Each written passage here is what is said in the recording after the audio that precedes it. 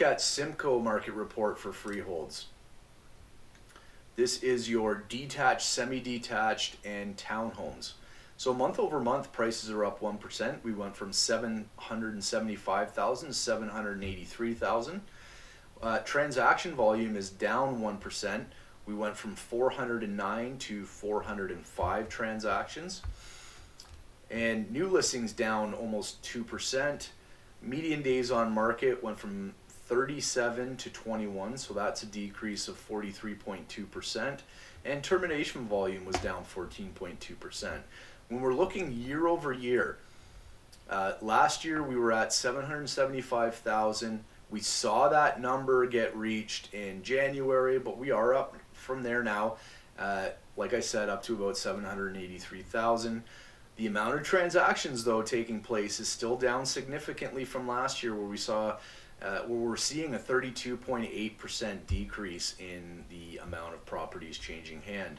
New listings is actually down 10.1% as well. That's a pretty significant number compared to a lot of the other regions that we've been looking at.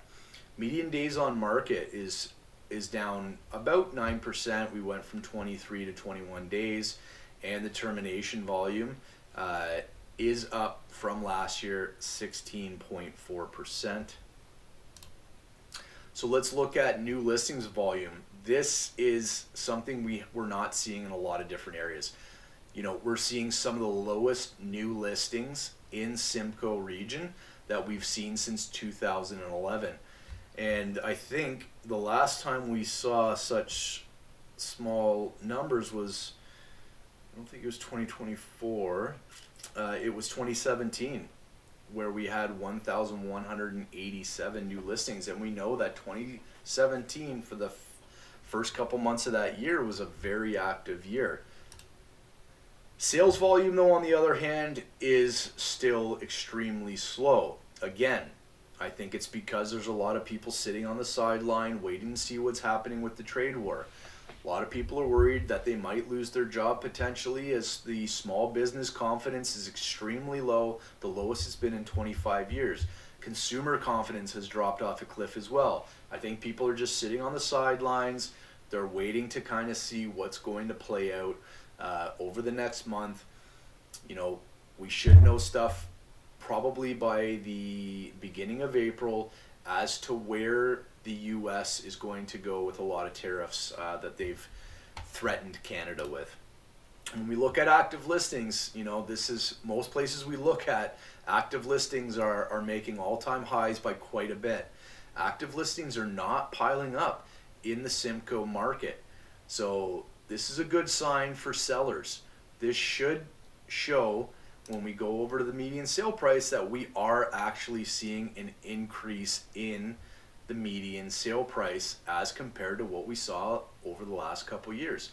As active listings drop, you should start to see the median price start to accelerate to the upside. And that's what we've saw from 2024 to now. And even if we go back to 2023, we went from 770 to 775 to 783. Yes, 2022 had prices at $1 million, but how many people actually purchased properties during 2022? Yes, 1,254 purchases were made during that time at peak prices. But these majority of buyers here and here did not purchase at these prices. So if this continues, Simcoe is one of the areas that I'm keeping my eye on to see accelerations in the price.